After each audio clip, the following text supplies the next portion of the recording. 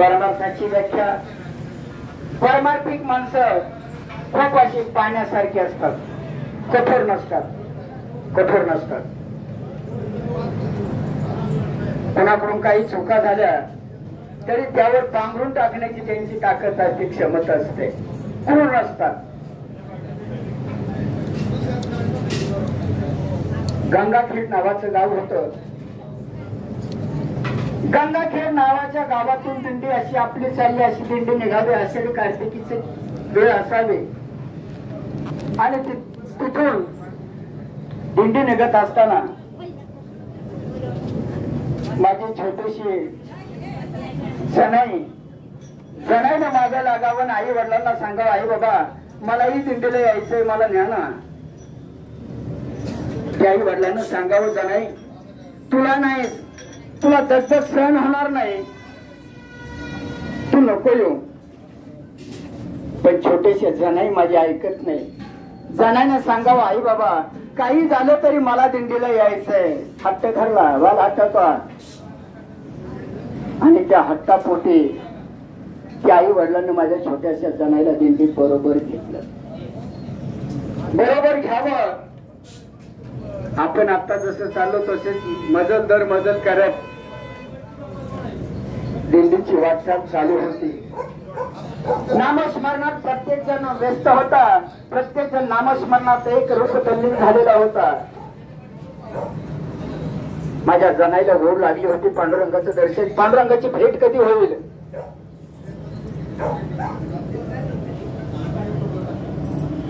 चालायची दमायची, चालायची दमायची, असं करत करत आणि दिंडी पंढरपूरला पोहोचल्याच्या नंतर त्या छोट्याशा जनाईची एवढी ओढ होती, लागली सास मला तुझ्या दर्शनाची. त्या छोट्याशा जनाईने असं मला ठरवलं की मी पांडुरंगाचं दर्शन कधी घेईल. इतकी ओढ त्या छोट्याशा जनाईला लागली होती. जनाईच्या वयाची मर्यादा होती 4-5 वर्षाची. पांडुरंग जनाईला दिसत नव्हते. वर पायी करीत होती पांडुरंगाचं दर्शन घेण्यासाठी. त्या छोट्याशा जनाईची गडबड होती. त्या महाद्वारातून समोरासमोर पांडुरंगाची मूर्ती त्या जनाईला दिसावी. जनाईच्या डोळ्यातून नकळत टपकन असू यावं आणि सांगावं, पांडुरंगा आता मी विसरले, आता मला कशाचीही गरज नाही, आता मी धन्य झाले.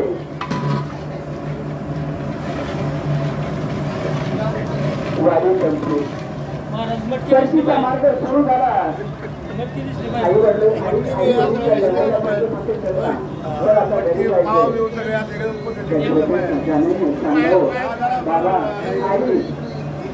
मला मला माझ्या पांडुरंगाला सोडून यायचंच नाही, मला जायचंच नाही, मला इथेच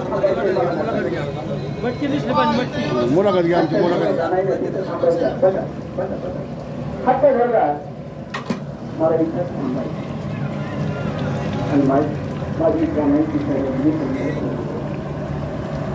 महाद्वार झाडून घ्यावं, पांडुरंगाचं दर्शन घ्यावं, एक तगीन व्हावं.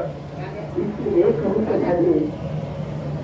त्या वेळेस वारकऱ्याने सगळा भार त्या पांडुरंगावर सोपवला ना. पांडुरंग इतका दयाळू आहे, इतका दयाळू आहे. कुठल्याही संकटाला पांडुरंग उभा राहिल्याशिवाय राहत नाही. पांडुरंगाचा स्वभाव आहे. आणि आपल्या माणसाचा स्वभाव खूप स्वार्थी आहे, खूप स्वार्थी. स्वार्थ सोडून आपल्याला काही कळतच नाही. त्या छोट्याशा जनाईनं तिथं थांबावं. कुणी जर दिलं घासभर तर खावं. त्या पांडुरंगाचा सारखा चेहरा बघत राहावं. पांडुरंग प्रसन्न व्हावे. पांडुरंगाने जनाईला सांगावं, जनाई तू काळजी करू नको, मी आहे तुझ्या बरोबर. धन्य झाली ती जनाई. एका कोपऱ्यात जनाई उभी होती. नामदेव रायांनी तिथे यावेळी विचारावं, बा कोण आहेस तू? त्या जनाईनं सांगावं, मी जणी आहे. कुठून आली? गंगा खेळून आले. तिथं काय करतेस? काही नाही, इथं माझे आई वडील आहेत, विठ्ठल माझे वडील आहेत, रुक्मिणी माझी आई आहे, मी इथं थांबते. मी यांच्यासाठी यांच्या जोडानं कुठे जा. तू खातेस काय? नाही माझा पांडुरंग मला देतो. नामदेवरायांनी तिला सांगावं घरी चल, घरी घेऊन जावं. खूप मोठं कुटुंब होतं नामदेवरायांचं. जुनी एक म्हणे, घरचं झालं थोडं, वेह्याने झाडलं घोड. राजाई गोडाई त्यांना सांगावं हिला कशाला आणले. पण त्या जाणाईनं सांगितलं, मी फुकट नाही खाणार हो, तुमचं काम काय, फुकट नाही खाणार, नाही खाणार फुकट. नाही धडण लावायची, भांडे घासायची, प्रत्येक काम तन मनानं करायची.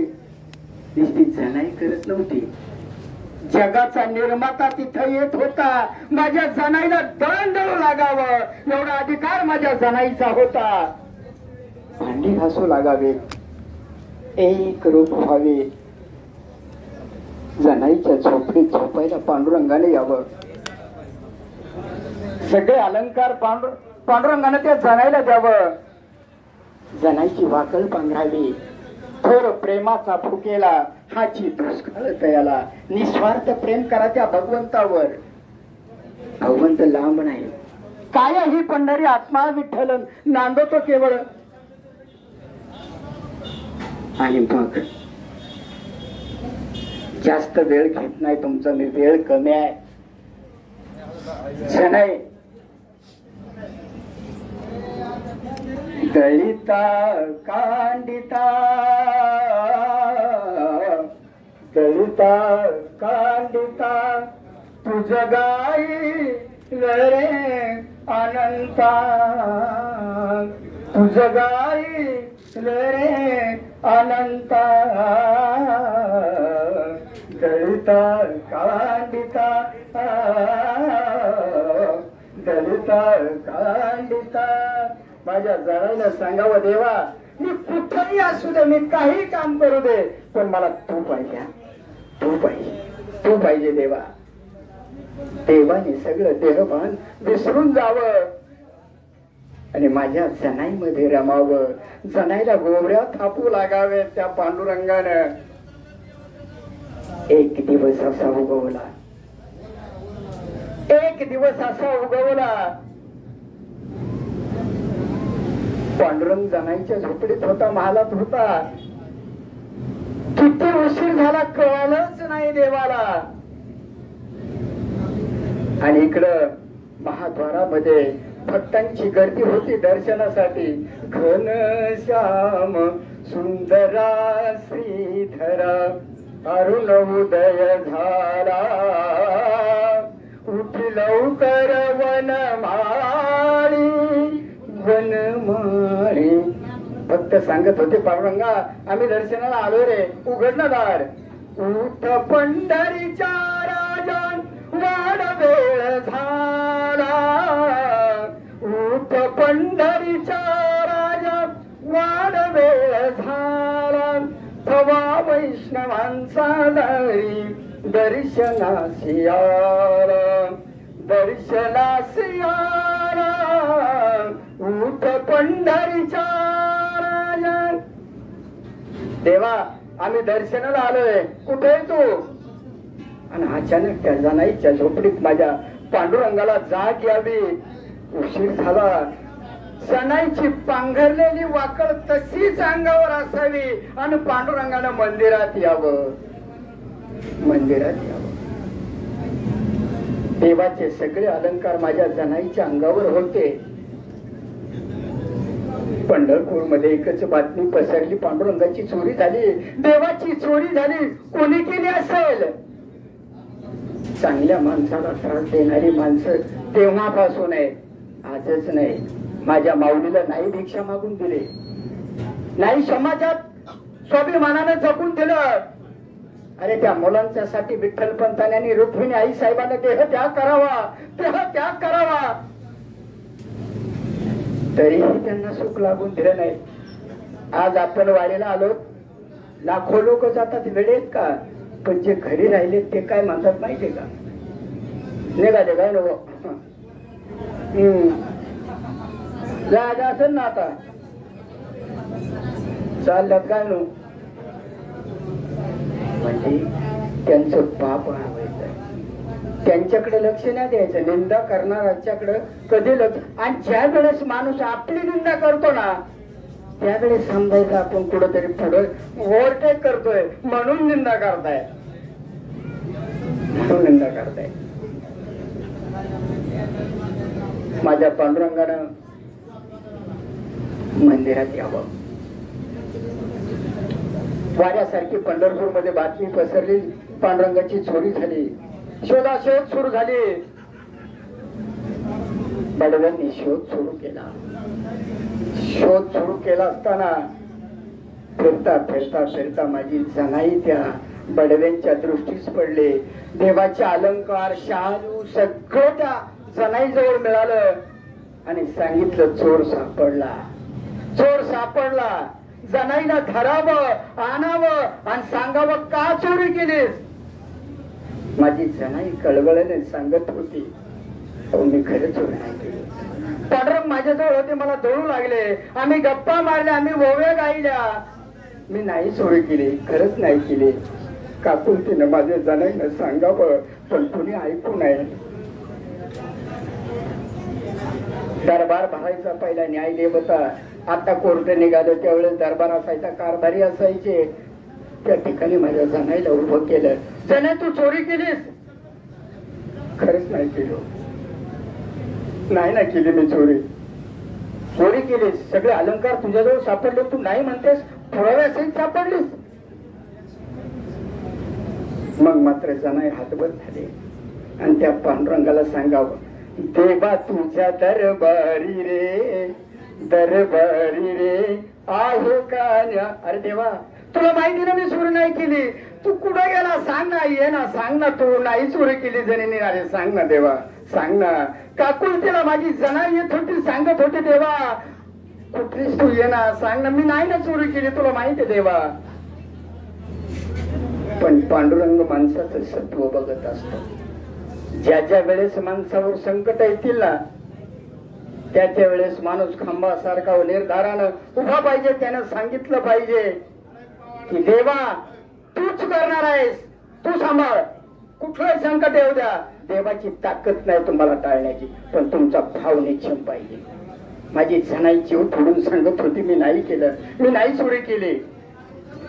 न्याय देवतेसमोर जनाईला उभं करावं आणि बडव्यांनी सांगावं हिला एकच शासन द्यावं लागेल, हिला 16 वर्गात देहांतपराची द्या.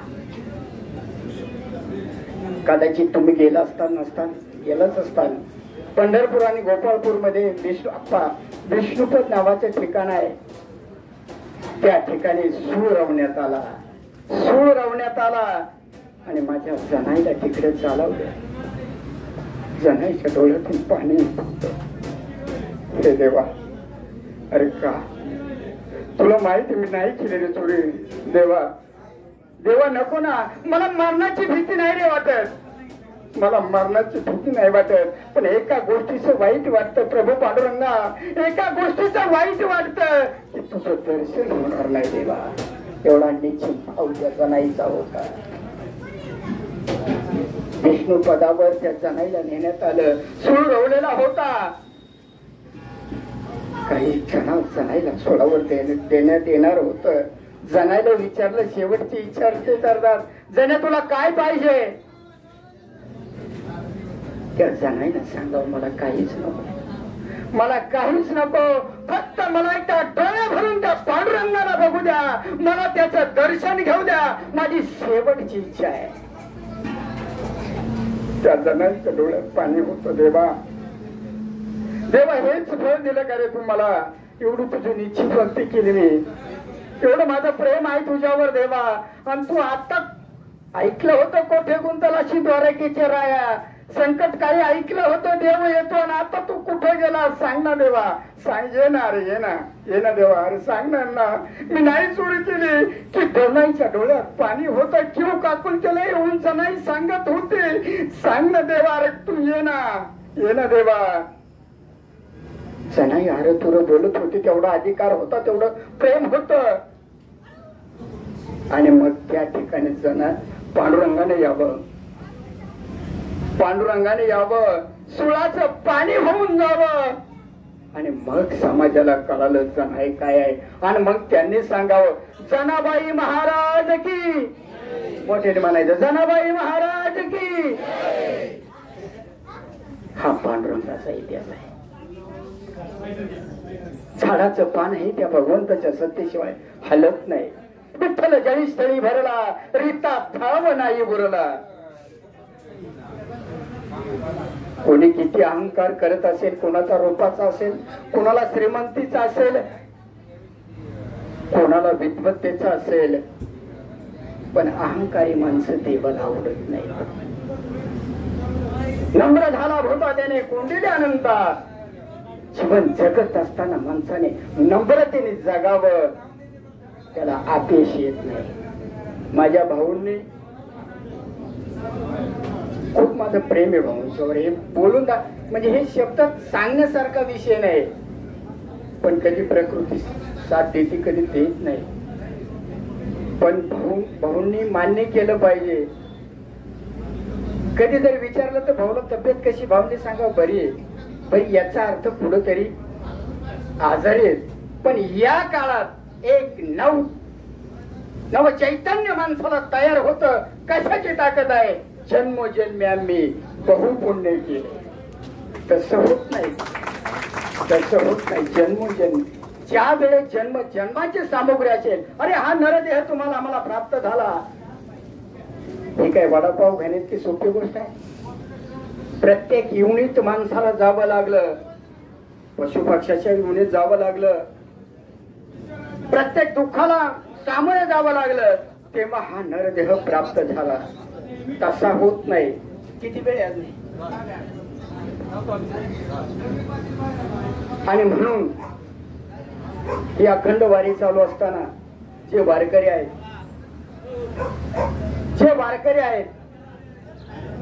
त्यांना या काळात कितीही काम असलं, काही असलं तरी पण त्यांची पावलं इकडे निघाल्याशिवाय राहत नाही. त्याचं कारण असं आहे की गोडी लागते, तो चिव्हाळा.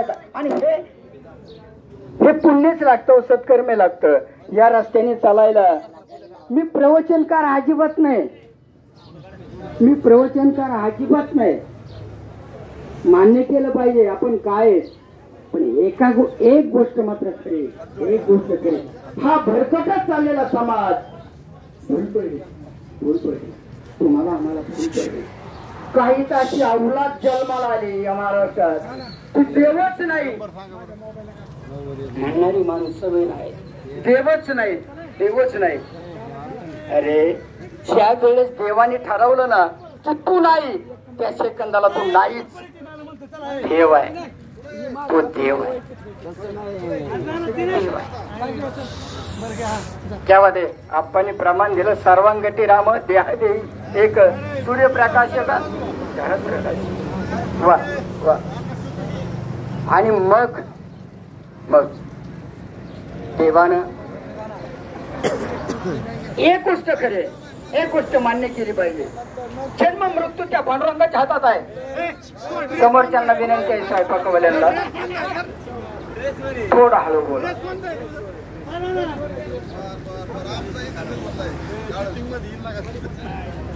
जन्म आणि मृत्यू परमेश्वराच्या हातात आहे महाराज. पण एक गोष्ट आपल्या हातात नक्की आहे. एक गोष्ट आपल्या हातात आहे, कर्म. जैसे ज्याचे कर्म तैसे फळ देतो रे ईश्वर. कर्म करणं आपल्या हातात आहे. अरे माणसाला किती दाबू द्या. 30 वर्षाच्या काळात भाऊन या वारीसाठी खूप अडचणी आल्या, पण निश्चिम भाव होता. पांडुरंगाला सांगितलं होतं, पांडुरंगा सेना महाराज आता ही तुम्हाला चालवायचंय, तुम्ही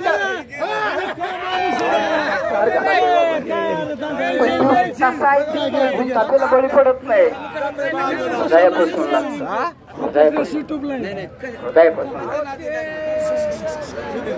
माझ्या वडिलांची रावजिगा देवा, तुझी चरण सेवा पांडुरंगा.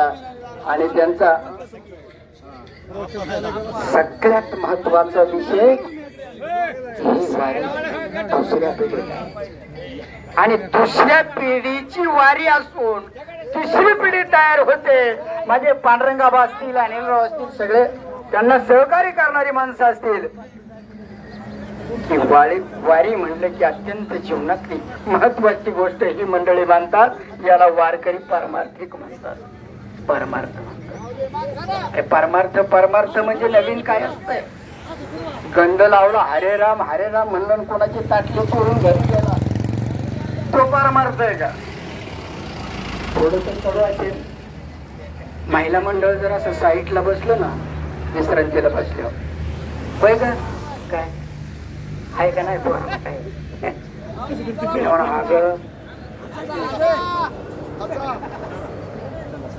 आणि कोणा कोणाला सुना आल्यात मी लगेच सांगेन. ज्यांना सुना आल्यात ना, ती बाई कुचमलेली. पहिला जो आनंद होता ना, ही काही चितलेलं होतं. सून येईन, मग मी खाटो बसन, ती चहा करून देईन, मग मी आता तिला सांगावं लागत. दुसरी शेजारी आले तर बाडबाड करू नको, सून झोपले. इतका अरे हे मी का विनोद म्हणून नाही सांगत. विनोद ज्याची त्याची जागा भाऊ राहिलेली नाही, जागा राहिलेली नाही, भानच नाही राहिलेलं, भानच मर्यादा नाही. आणि एक काम करा, आताच्या मुलींना मुलींच्या आईला माझी एक विनंती असेल, माल नका घालू, वारी करू नका, पांडुरंगाला जाऊ नका. पण 20-22 वर्षाच्या आई वडिलांना मुलगा लहानचा मोठा केला ना, त्या मुलींनी तो मुलगा वेगळा काढू नका. काय झालं? मुलगा वेगळा काढू नका. खरा परमार्थ हाच आहे. खरा परमार्थ हाच आहे. अरे ज्याला घरातली नाती सांभाळता येतात ना, थोडं खाली येतो मी आता भाऊ, विषयावरून थोडं खाली येतो, पण गरज आहे. ज्याला घरातली नाती सांभाळता येतात ना, तो परमार्थात सक्सेस होतो. शेजारीने आले ना की तिने म्हणा समज टाकत, आज खूप समले आणि जर कॉफी करू का तुला? शेजारणीला सासूने सांगा, अगं मला थोडा थंडी आली, करती का उलसाच्या किलवाने सांगावा. नाही करीत ग, नाही करीत. आणि तू किती वाऱ्याला जा, किती वाऱ्या कर, काही कर, सुख नाही. जैसं पेरावं जसं पेरावं. आता मी आमचे मित्र आहेत आप्पा, खूप निश्चिम वारकर आहेत, खूप दर्जेदार आहेत. मी जर आप्पा संघ प्रेमाने बोललो तर आप्पा माझ्या बरोबर बोलणार. आणि आता वेळ नाही राहिलेला कुणाची कुणाला ऐकायला, अजिबात वेळ नाही. पण लय खाली येऊन बी बोलणार नाही, वेळ नसू द्या. पण प्रत्येक श्वास त्याच्या सत्तेने चालू आहे. तुमचा आमचा प्रत्येक श्वास, झाडाचं पानही त्या परमेश्वराच्या सत्तेशिवाय हालत नाही, हे मान्य करावं लागतं. अरे विज्ञान म्हणजे काय? 700 वर्षापूर्वी माझ्या माऊलीनं निर्जीव भिंत चालवली. विमानाचा शोध आत्ता लागला. जर ज्ञानेश्वरी बघडली ना, आपण ज्ञानेश्वरी जर उघडली ना, तर सगळं त्यात आहे, सगळं त्यात आहे. पण आपण ते तपासितच नाही. आपलं फक्त शिजणारे असत. आळंदी छान 1-2 रेस शिवायचे गंधाचं की माझ्या बी बॅग मध्ये गंधाचं आहे. घरी गंधाची द्या एखाद्या बरे लावतो, नाही तर लावणं बी होत नाही, चोरू नाही म्हणतात. म्हणजे शिजणारी नको. दररोज दया ठेवा. दररोज प्रेम द्या एकमेकाला. प्रेम द्या. कुणासंग बोलत नसताना आतापासून बोला. उद्या तुम्हाला वाटलं बोलावं तर तो नसेल किंवा तुम्ही नसाल. स्वच्छ जीवन जगा. कोण संग नेलंय? कोट्याची स्वतः रावण सोन्याची लंका होती, नाही जमलो, नाही नेता आलंय. आणि कुणी हमपणात जगत असेल ना, मी श्रीमंत, मी असा आहे, मी तसं, अजिबात नाही. ज्या टायमाला माणूस शेवटच्या टप्प्यात येतो त्या टायमाला सांगतो, देवा बरोबर आता तूच. तेव्हा जवळ कुवत येतो वर इकडे टाळ्या मारायच्या. माफ करा, काही चुकीचं झालं असेल तर आईच्या अंतःकरणाला विसरून जा. मी प्रवचनकार नाही, पण माझं प्रेम आहे या दिंडीवर, या भाऊंच्यावर, या सगळ्या वारकऱ्यांच्यावर प्रेम आहे माझं, म्हणून आप्पांनी फोन केला की या जवळच आहे कुरकुमला. तर म्हणलं चला एक तुमचं सगळ्यांचं दर्शन होईल, सेना महाराजांचं दर्शन झालं. तुमच्या वाटचालीला मी मनापासून तुम्हाला शुभेच्छा देतो. आमच्या वहिनी आहे तिथं दिंडीमध्ये, माझी भाऊजे आहे, सगळे मंडळी आहेत. आणि माझी भाऊजे ही दिंडी भाऊ सोडत नाही. काय तुम्ही काय सेना महाराजांनी यांना वेळ लावलंय नाही सोडत, तुम्हाला हे नाही सोडत. धन्यवाद देतो. जर काही चुकीचं असेल तर आईच्या अंतःकरणाला विसरून जा. बरोबर असेल ते माझ्या माऊलींचं आहे. तरी या ठिकाणी तुमच्या वाटचालीला हार्दिक अशा मनापासून हृदयापासून शुभेच्छा. दैनंदिन जीवन जगत असताना वाईट सोडून द्या, चांगलं शोधा, चांगलं बोला एकमेकांच्या समोर, भावना चांगली ठेवा. पांडुरंग तुमच्या जवळ आहे, लांब नाही. कुंडली कबरदा हरी विठ्ठल श्री ज्ञानदेव तुकाराम पंढरीनाथ भगवान की जय. माऊली ज्ञानेश्वर महाराज, जगद्गुरु तुकाराम महाराज की जय. आनंदाश्रम स्वामी महाराज, खंडेश्वर भगवान की जय. सेना महाराज की, छत्रपती शिवाजी महाराज की, धर्मवीर संभाजी महाराज की.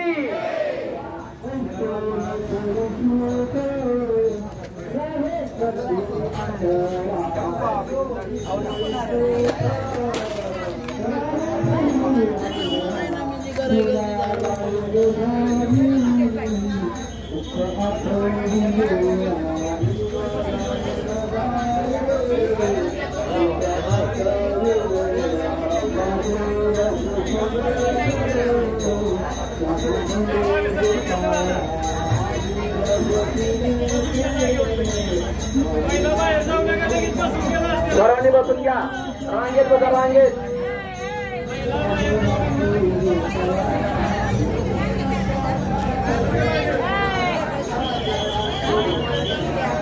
कुंडले श्री ज्ञानदेव तुकाराम पंढरीनाथ भगवान की जय. माऊली ज्ञानेश्वर महाराज की जय.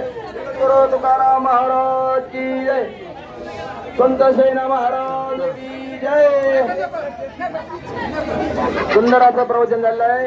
हरिभक्त पारायण विठ्ठल महाराज थोरात. प्रत्यक्ष आपल्याला विठ्ठल येत आहे. अचानक झालंय, अचानक लाभ, ऐसा लाभ बांधा गाठी अचानक. ठीक आहे, सांगा. ठीक आहे. रवींद्रनाथ वसंतराव नेमाळे यांच्या घरी हा प्रवचनाचा कार्यक्रम होत आहे. सुंदर असं प्रवचन केलं आहे. सुंदर असं प्रवचन या ठिकाणी चाललंय. थोरात महाराज आणखीन भारत सुद्धा करतायत, उत्तम गातायत, प्रवचन करतायत. आता कीर्तनच करायचे, सुरू करायचे, कीर्तन सुद्धा करणार आहेत. चांगला अभ्यास आहे. पण अचानक बोलण्याची संधी आली, पण त्यांनी चांगल्या प्रकारचं प्रवचन केलं आहे. धन्यवाद महाराज, धन्यवाद. जय हरी माऊली.